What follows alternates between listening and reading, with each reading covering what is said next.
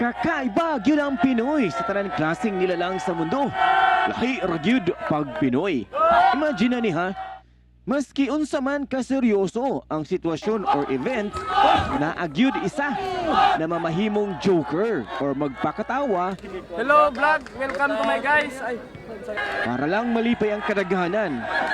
Maunang lahi ra gyud ang Pinoy. Pag naa sa eksena, tatak ng isang Pinoy ang makahatag og kalingawan sa kapwa Pinoy. Maski asa man ka maabot, maski unsang klaseng event ang imuhang maapilan. Maski asa na part sa Pilipinas, dili gyud mawala ang usa ka tawo nga maghatag og kalipay or magpasiaw sa kapwa niya Pilipino.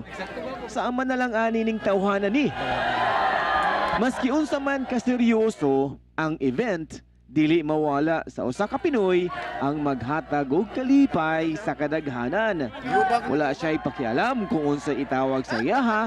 Ang importante na siya nakahatag og kalipay sa mga nananaw sa maong event. Kay para sa iyaha, sapat na nakahatag siya og kalipay og mapakatawa sa mga audience. Ug para sa iyaha, kontento na siya sa kana na adlaw. O ng mga ka-wonders, ayaw kantsawi o libak ka ang ingon ani na mga amigo na to. Kinumdumi na kung wala sila na naghatag og kalipay or enjoyment, dili ta mungisi o dili ta sobra kaseryoso sa kinabuhi. Salamat sa imo boss na nagpakatawa sa mga nagtanaw para sa ako. You're the man. Hanggang sa muli, busing!